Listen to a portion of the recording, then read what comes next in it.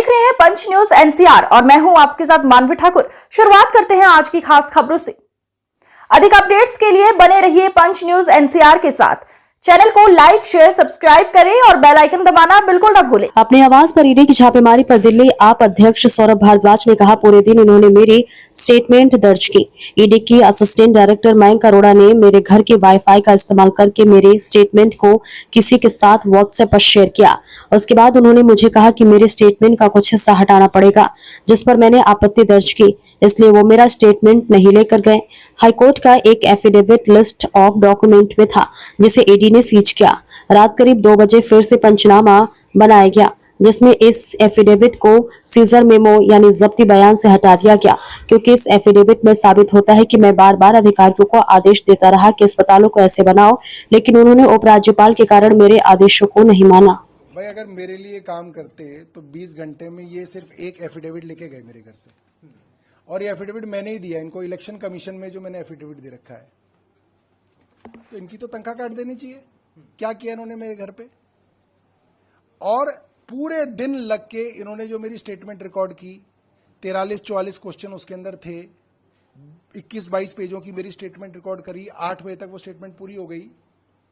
उसको ईडी के assistant director Mayank Arora साहब ने अपने गूगल ड्राइव से, अपने लैपटॉप से, मेरे घर के वाईफाई को इस्तेमाल करके किसी बीजेपी के आदमी से या अफसर से या वकील से शेयर किया। मुझे नहीं पता किससे शेयर किया, व्हाट्सएप पे शेयर किया। उसके बाद वो वापस आया, फिर ये उस मेरी स्टेटमेंट पे कुछ पैराग्राफ्स को हाईलाइट करके मेरे सामने लेके आए कि साहब हमें ये हिस्सा आपकी स्टेटमेंट का हटाना पड़ेगा। मैंने भाई कैसे हटा दोगे आप, स्टेटमेंट मेरी है। कह रहे नहीं सर ये ठीक नहीं है, ये इररिलेवेंट है। मैंने कहा that is court to decide, court decide करेगा। वो मेरी स्टेटमेंट तो वही होगी जो मैंने दी है। तो उस पर वो मामला फंस गया और लिहाजा वो मेरी स्टेटमेंट नहीं लेके गए। दूसरा, ये एफिडेविट है हाईकोर्ट का।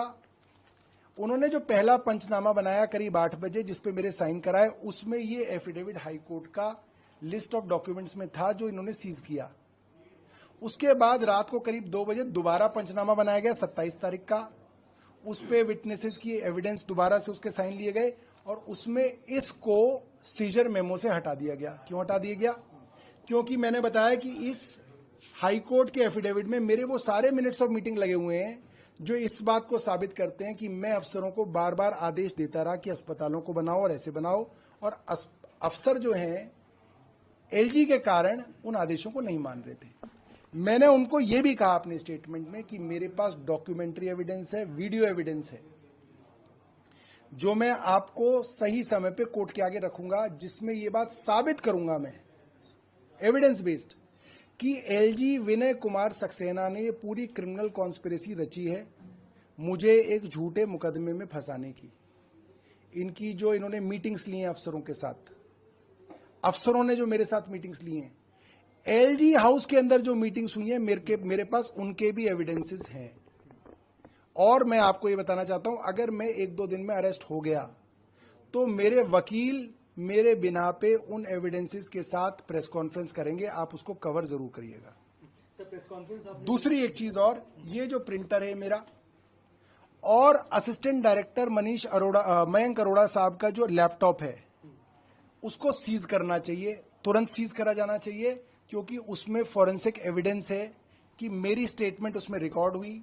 उसके बाद वो स्टेटमेंट एडिट हुई, एडिट होने से पहले वो किसी अफसर के या किसी बीजेपी के आदमी के साथ शेयर हुई, गूगल ड्राइव और व्हाट्सएप के माध्यम से शेयर हुई। ये सब एविडेंस उनके लैपटॉप में मौजूद है और मुझे डर है वो उस एविडेंस को डिस्ट्रॉय करेंगे, ईडी उस एविडेंस को डिस्ट्रॉय करेगी।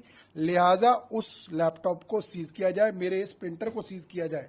इसमें भी एविडेंस है कि क्या क्या चीजें इन्होंने इस प्रिंटर से प्रिंट करी और फिर सेजर मेमो में और स्टेटमेंट में उसको नहीं रखा। सर, प्रेस कॉन्फ्रेंस आपने करी, प्रिंटर आपने दिखाया, उसके बाद बयानों की भी बात आपने करी है, तो क्या कोई ऐसे कागजों के हिसाब से साइन करवाए गए या फिर फाइनल इन्वेस्टिगेशन के बाद कोई साइन आपने उन पर कराया? देखिए ऐसा है, उनको ले दे के 2 डॉक्यूमेंट मिले। एक मेरा इलेक्शन कमीशन को दिया हुआ एफिडेविट है, जो इलेक्शन कमीशन की वेबसाइट पे पड़ा हुआ है, पब्लिक डॉक्यूमेंट है। दूसरा, हाई कोर्ट के अंदर हेल्थ डिपार्टमेंट ने एक एफिडेविट दिया था, ये भी एक पब्लिक डॉक्यूमेंट है। ये 2 डॉक्यूमेंट उन्होंने लिए और इन डॉक्यूमेंट्स पे मेरे से पहले पेज से 20 पेज तक इस पे 1 पेज से लेकर 89 पेज तक साइन कराए। वो साइन 26 तारीख के हैं, क्योंकि वो करीब 8 साढ़े 7 बजे साइन कराए गए।